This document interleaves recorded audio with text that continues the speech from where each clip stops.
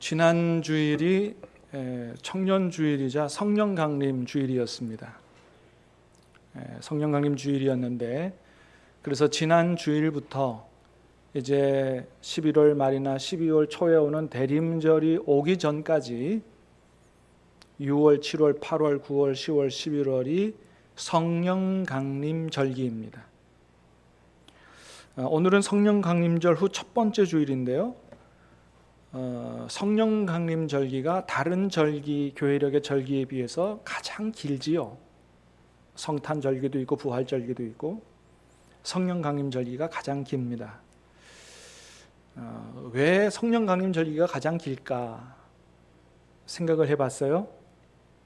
학문적으로는 여러 가지로 얘기할 수 있겠지만 아마도 우리가 살아가는 데 있어서 성령 충만하여 살아가는 게 가장 중요해서 하나님께서 그런 섭리로 성령 강림 절기를 가장 길게 하신 게 아닌가, 성령을 깊이 묵상하고 성령 충만 받고 살라고 그렇게 하신 게 아닌가 생각이 듭니다. 사랑하는 여러분, 오늘 말씀의 제목처럼 우리 신암교회 성도님들 모두가 다 성령의 충만함을 받아 살게 되기를 주님의 이름으로 축복합니다. 어떤 목사님이 다른 교회 부흥 집회에 가서 말씀을 전하는데 마지막 날 설교 제목이 오늘 말씀 제목처럼 성령의 충만함을 받으라 라는 거였다 그래요. 마지막 집회를 앞두고 그 교회 교인과 몇 명이서 같이 이렇게 함께 식사를 하는데 한 집사님이 목사님께 그런 말씀을 하더랍니다. 목사님, 저는 성령 충만 받고 싶지만 체력이 약해서 성령 충만을 못 받습니다. 그런 얘기를 하더래요. 그래서 목사님이, 아니 집사님, 성령 충만하고 체력하고 무슨 관계가 있죠? 물었더니 집사님 하시는 말씀이, 목사님, 성령 충만을 받으려면 찬송할 때 막 박수도 세게 치고 막 그래야 되지 않습니까? 근데 나는 체력이 약해가지고 찬송 몇 곡 하다 보면 힘이 다 빠져가지고 나는 박수를 끝까지 못 친다는 거예요. 박수만 끝까지 치면, 그렇게만 하면 받을 수 있을 것 같은데 내가 그 체력이 안 돼서 못 받는다는 거죠. 여러분, 찬송할 때 열심히 박수 치면은 성령 충만 받을까요? 꼭 그런 건 아니죠. 우리가 찬송할 때 박수 치면서 하자는 얘기는 뭐예요? 우리가 그렇게 하나님 앞에 마음을 다해서 찬양을 드리자, 그런 거지 박수 열심히 친다고 성령 충만 받는 건 아니죠. 또 어떤 분은 그런 얘기 하더랍니다. 목사님, 나는 성령 충만 체질이 아니고요, 나는 그저 조용하게 성경적으로 믿는 체질입니다. 그런 얘기 하더래요. 왜 그런 얘기 하시는 걸까요? 아마도 이분은 부흥회 때 주여 삼창하고 기도합시다, 막 성도들이 박수치고 막 그렇게 열심히 그냥 열광적으로 찬양하는 것에 대한 거부감이 아마 있었던 것 같아요. 그래서 나는 그런 성령 체질이 아니고 조용하게 믿는 체질입니다, 뭐 그렇게 얘기를 했다 그래요. 여러분, 성령 충만 체질이 따로 있고 안 체질이 따로 있고 그렇습니까? 성경에는 그런 거 전혀 없습니다. 체질이 따로 있는 게 아니에요. 성경은 뭐라고 말씀하십니까? 오늘 말씀에서도 보는 것처럼 우리 모두가 다, 구원받은 성도들은 모두가 다 성령의 충만함을 받으라고 말씀하고 있습니다. 자, 오늘 보면 18절 말씀 다시 한번 읽겠습니다. 시작. 술 취하지 말라, 이는 방탕한 것이니 오직 성령으로 충만함을 받으라. 아멘. 여러분, 이 말씀에는 예외가 없지요. 구원받은 성도들 모두는 다 성령의 충만함을 받는 게 하나님의 뜻이라는 거예요. 여러분, 그러므로 우리 모두가 다 성령 충만함 받게 되기를 다시 한번 주님의 이름으로 축복합니다. 자, 그럼 여러분, 우리가 성령 충만을 받는다는 것은 어떤 것을 말하는 걸까요? 아까 여러분들이 오해한 분들도 있는데, 그럼 성령 충만 받는다는 것은 어떤 것을 얘기하는 거냐? 많은 분들이 성령 충만 그러면 어떤 특별한 체험이라든지 어떤 특별한 현상 나타나는 거, 뭐 이런 것들을 생각합니다. 물론 여러분 성령 충만을 받을 때 여러 가지 체험이라든지 현상들이 나타나기도 합니다. 어떤 분의 얘기 들어보면 굉장히 몸이 막 불덩이처럼 그렇게 타오르는 경험을 했다, 이런 분들도 있고, 어떤 분은 방언이 터지기도 하고, 어떤 분은 하나님이 주시는 놀라운 하늘의 신령한 은혜와 기쁨 때문에 막 기분이 막 하늘을 날아갈 것 같이 업되기도 하는 이런 경험을 하기도 했다, 이렇게 얘기를 하는데, 자, 이런 모든 것들은 성령 충만을 받을 때 나타나는 현상이지 그게 꼭 성령 충만 자체를 얘기하는 것은 아니다라고 하는 것입니다. 여러분, 그러면 성령 충만을 받는다는 것은 뭘 말하는 걸까요?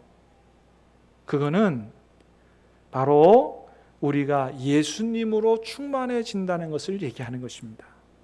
왜 그렇습니까? 성령님은 예수님의 영이기 때문에 그래요.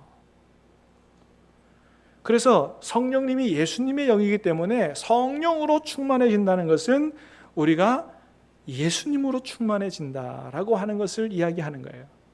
예수님께서 우리 안에 충만하게 임재하셔서 그래서 우리의 생각을 다스리시고 마음을 다스리시고 우리의 의지까지 다스리셔서 정말로 하나님께서 기뻐하실 수 있도록 살아가는 것, 그렇게 살아갈 수 있도록 도우시는 것, 이것이 바로 성령으로 충만해진다는 이야기인 것입니다.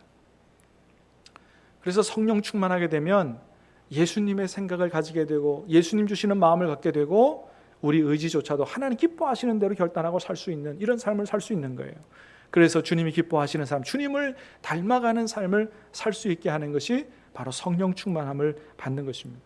그러므로 여러분, 어떤 특별한 체험이라든지 무슨 환상이라든지 이런 것보다도 여러분 성령 충만하게 돼서 주님 기뻐하시는 삶을 사모할 수 있게 되기를 주님의 이름으로 축복합니다. 누가복음 11장에 주님께서 약속을 하셨어요. 자, 이런 사람에게 성령을 주신다. 시작. 너희가 악할지라도 좋은 것을 자식에게 줄 줄 알거든 하물며 너희 하늘 아버지께서 구하는 자에게 성령을 주시지 않겠느냐 하시니라. 아멘. 자, 예수님의 약속입니다. 어떤 사람에게 성령을 주신다고 말씀하셨어요? 구하는 자에게 성령을 주신다고 약속하셨습니다. 약속하셨으니 구하는 자에게 반드시 주실 줄로 믿습니다.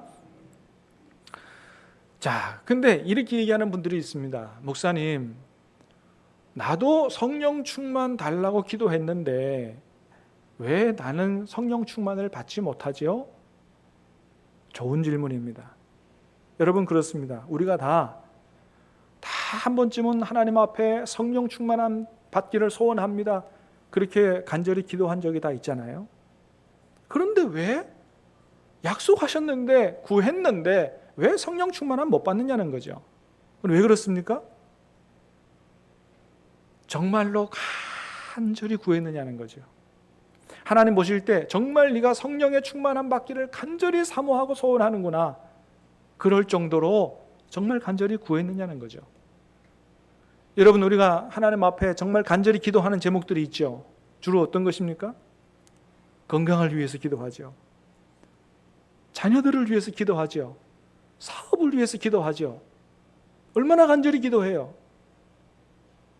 그런데 우리가 성령 충만함 받기를 그거보다 더 원하고 기도했냐는 거예요. 사실 그런 분 많지 않아요. 언제나 성령 충만함 달라고 어쩌다 한번 기도하지, 자녀를 위해서 기도하는 거나 건강을 위해서 기도하는 것만큼 그렇게 간절히 기도하느냐? 많지 않다는 거죠. 그렇기 때문에 성령 충만함을 달라고 했지만 성령 충만함을 못 받는 것이죠. 여러분, 사실은 하나님께서 우리가 구하기 전에 우리에게 성령 충만함 주시기를 더 원하시는 줄로 믿으시길 바랍니다. 더 원하세요. 그래서 성령의 충만함을 받으라고 말씀하시잖아요. 그래서 주시기를 원하시는데도 우리가 못 받는 거죠. 그런데 여러분, 초대교회 교인들은 받았다는 거 아니겠어요? 성령의 충만함을 초대교회 교인들은 받았다는 거 아니겠어요? 그 성령의 충만함 받고 나니까 어떻게 사라지는지를 사도행전이 잘 보여주잖아요. 그럼 그들은 어떻게 성령 충만을 받았을까요? 자, 사도행전 1장의 말씀을 같이 읽어보겠습니다. 14절 시작. 여자들과 예수의 어머니 마리아와 예수의 아들과 더불어 마음을 같이하여 오로지 기도에 힘쓰더라. 아멘. 이 말씀이 예수님께서 성령의 충만함을 이제 곧 줄 테니 기다려라, 이런 말씀 이후에 초대교회 성도들이 한 행동이에요.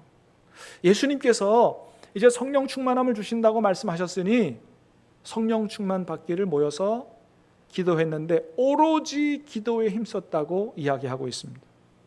그래서 여러분, 며칠 후에 성령 충만 받습니까? 10일 후에입니다.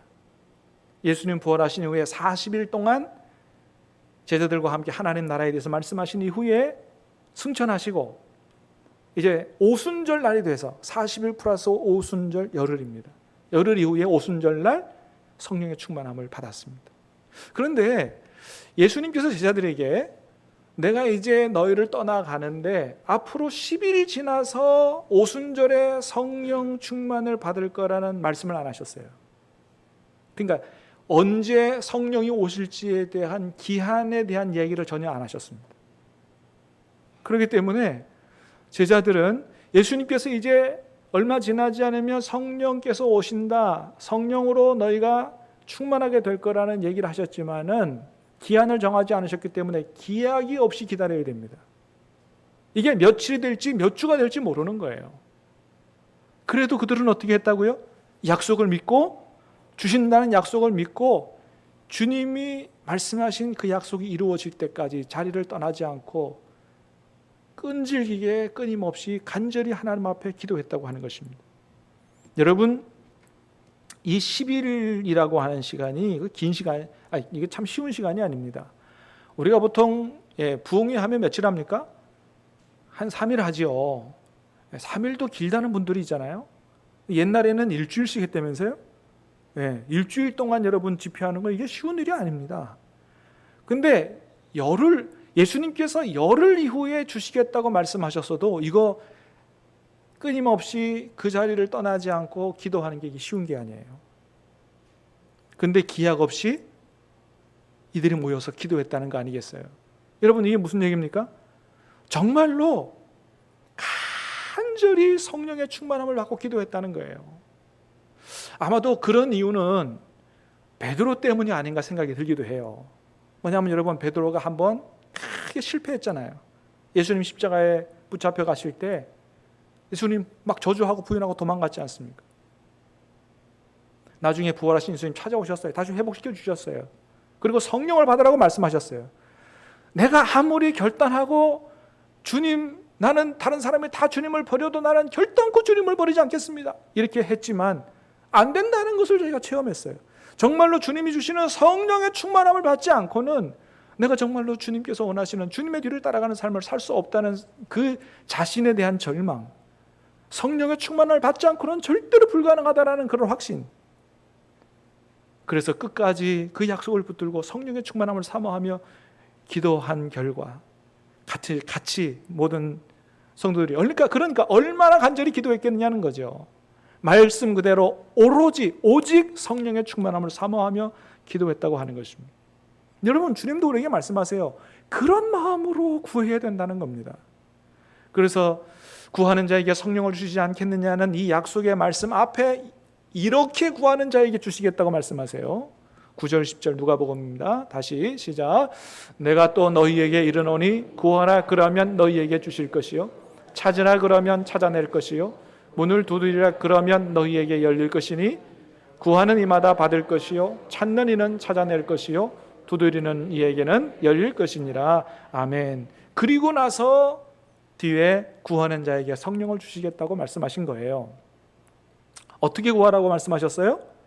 구하라, 찾으라, 두드리라.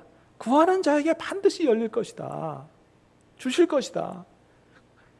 여기 구하라, 찾으라, 두드리라는 헬라어의 시제가 다 현재형입니다.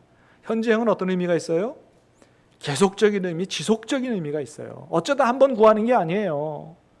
정말로 성령의 충만함을 받을 때까지 그 약속을 믿고 지속적으로 끊임없이 오매불망 간절히 기도하는 그런 기도의 자세가 필요하다는 것입니다.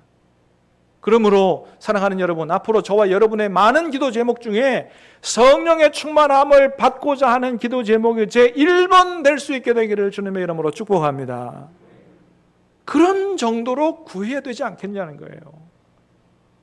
여러분, 성령이 우리의 성령 충만 받는 게 건강보다 못합니까?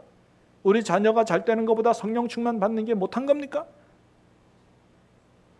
성령 충만 받는 것을 가장 중요하게 생각하고 기도할 때 반드시 성령의 충만함을 주신다고 말씀하시는 것입니다. 여러분, 그러면 왜 하나님은 우리에게 그렇게 성령의 충만함을 받으라고 말씀하시는 걸까요? 그것은 성령이 우리의 능력 있는 크리스찬의 삶과 관련이 있기 때문에 그렇습니다. 능력 있는 크리스찬의 삶. 누가복음 24장의 말씀을 같이 한번 읽어봅니다. 시작. 볼지어다 내가 내 아버지께서 약속하신 것을 너에게 보내리니 너희가 위로부터 능력으로 입혀질 때까지 이 성에 머물라 하시니라. 아멘. 너희가 나가서 복음 전해야 되는데 복음 전하러 바로 나가지 말고 뭐라고요? 위로부터 능력으로 입혀질 때까지. 그래서 오직 성령이 너희에게 임하시면 너희가 권능을 받고 라고 말씀하셨어요. 그렇습니다, 여러분. 성령 세례는 우리의 구원과 관계가 있어요. 그런데 성령 충만은 뭐와 관련이 있느냐? 능력과 관련이 있다는 겁니다. 그래서 우리가 정말 능력 있는 크리스찬의 삶을 살려면 성령의 충만함을 받지 않고는 안 된다고 하는 거예요. 주님은 말씀하십니다. 너희가 구원받은 예수님의 생명만 가지고 살지 말고 성령의 충만함을 받고 능력으로 살라고 하는 거예요. 세상을 이기며 사는 능력 있는 크리스찬이 되라고 하는 것입니다. 여러분, 우리 주변에 생명은 붙어 있는데 생명의 능력이 없는 분들이 있죠. 어디 가면 많이 볼 수 있어요? 병원의 중환자실에 가면 볼 수 있어요. 생명은 붙어 있어요. 근데 활기차게 살아 움직이는 능력은 없는 거예요.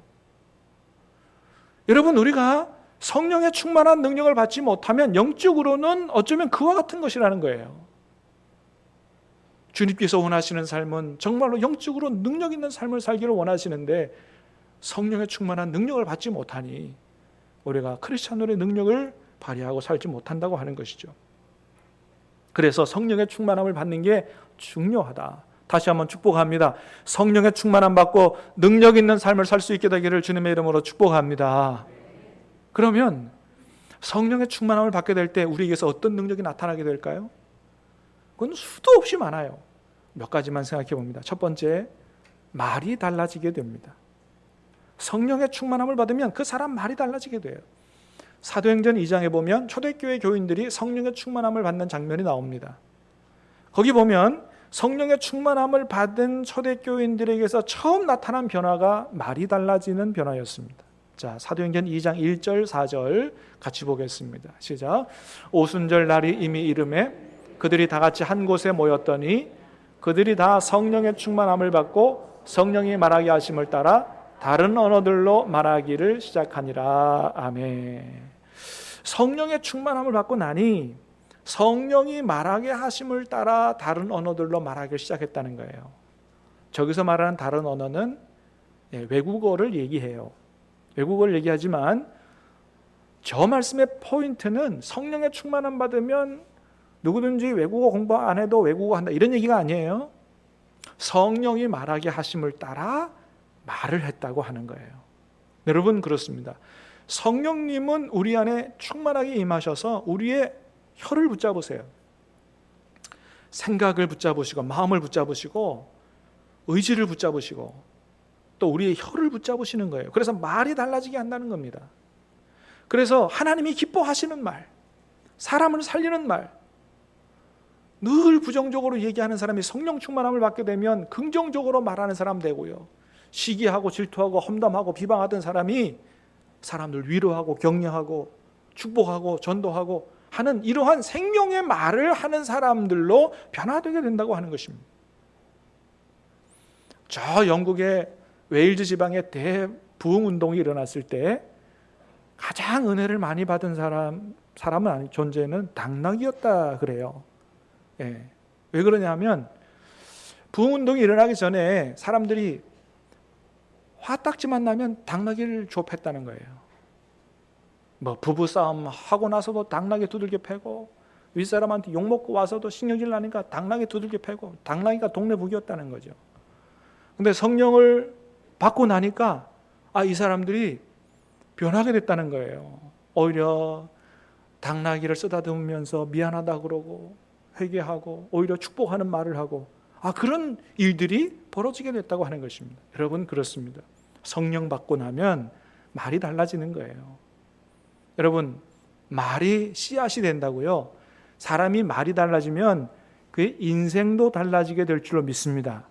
사랑하는 여러분, 성령 충만 받고 말이 달라지고 여러분의 인생도 달라질 수 있게 되기를 주님의 이름으로 축복합니다. 뿐이겠어요? 우리 주변에 있는 사람들이 다 복을 받게 되는 것이죠. 두 번째는 예수님을 자랑하는 사람으로 변화되게 된다고 하는 거죠. 그렇죠? 여러분, 성령 충만을 받은 사람이 말이 달라지는데, 특별히 어떤 말을 많이 하는 사람들로 변화되냐 하면 예수님 얘기를 많이 하는 사람으로, 예수님 자랑하는 사람으로 변화된다고 하는 거죠. 왜 그렇게 됩니까? 여러분, 성령 충만은 누구로 충만하게 되는 거라고요? 예수님으로 충만하게 되는 거예요. 여러분, 예수님 말씀하셨어요. 우리의 말은 그냥 나오는 게 아니고 그 사람의 마음에 가득한 것이 입으로 나온다 그랬습니다. 그러니까 성령 충만함 받은 사람은 예수님으로 충만하게 됐기 때문에 그 사람의 입을 통하여 누구 얘기가 제일 많이 나오겠어요? 예수님 이야기가 제일 많이 나오는 거예요. 그래서 성령 충만 받은 초대교회 교인들이 그렇게 열심히 예수님을 증거하고 살았던 것입니다. 성령 충만 받으면 땅끝까지 이르러 내 증인이 되리라고 주님이 말씀하셨어요. 그 자연히 그렇게 된다고 하는 거예요. 그러므로 사랑하는 여러분, 저와 여러분도 무엇보다도 성령 충만 받고 예수님 증거하고 자랑하며 살 수 있게 되기를 주님의 이름으로 축복합니다. 주님이 얼마나 기뻐하시겠냐는 거예요. 세 번째는 성령 충만하면 사랑하는 사람으로 변화되게 됩니다. 여러분, 초대교회 교인들이 성령 충만 받고 나서 나타난 현상 중에 하나가 믿음의 형제 자매들을 아주 뜨겁게 사랑하게 됐다고 하는 거죠. 그래서 교회 안에 믿음 지키기 위해서 직장 빼앗기고 로마 제국 시대에 황제 숭배 안 하고 나는 그리스도가 예수님입니다. 그러면 뭐 경제적인 불이익을 당하고 재산도 몰수당하고 이런 사람 많았잖아요.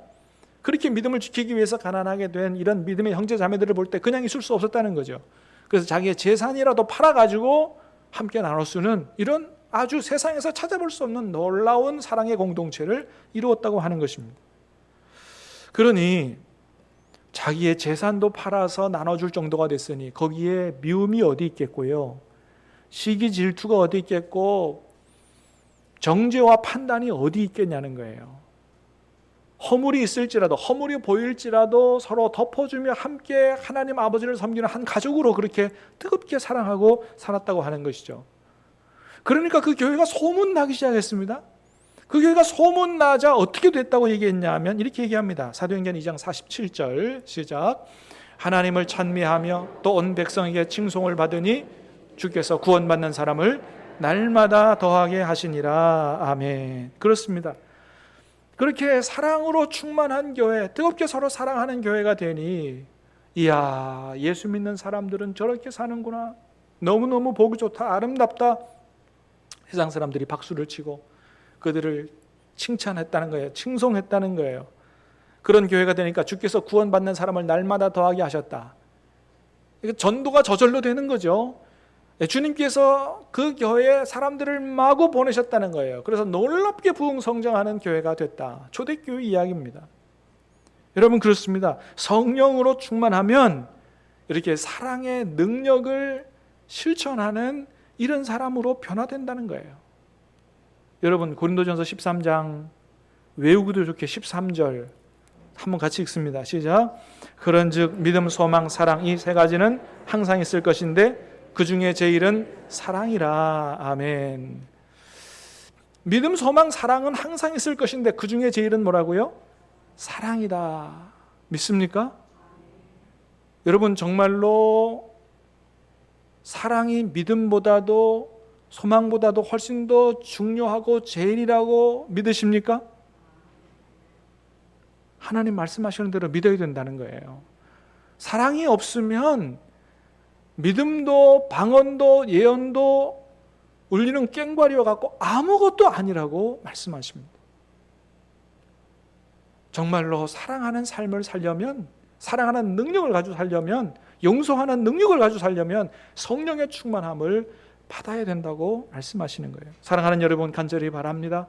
우리 교회가 정말로 성령 충만해서 마음을 다하여 하나님을 사랑하고 우리 이웃을 내 몸처럼 사랑하고 그 이전에 믿음의 형제 자매들, 하나님께서 맺어주신 이 귀한 분들을 정말로 뜨겁게 사랑하며 사는, 동네에 소문나는 그런 초대교회와 같은 교회가 될 수 있게 되기를 주님의 이름으로 축복합니다. 여러분, 하나님이 어떤 교회를 제일 기뻐하실까요? 성도들 숫자가 많이 모인 교회를 기뻐하실까요? 재정이 풍성한 교회를 기뻐하실까요? 다 좋은 얘기예요. 그러나 하나님이 가장 기뻐하시는 교회는 성령 충만해서 능력을 가지고 정말로 뜨겁게 사랑하며 사는 그런 교회를 제일 기뻐하실 줄로 믿습니다. 우리 교회가 성령 충만한 교회가 돼서 정말로 말이 달라지고 예수님을 증거하며 뜨겁게 사랑하며 소문난, 그래서 사도행전의 위대한 역사가 이 시대에 우리 교회를 통해 재현되는 그런 역사가 있게 되기를 주님의 이름으로 축복합니다.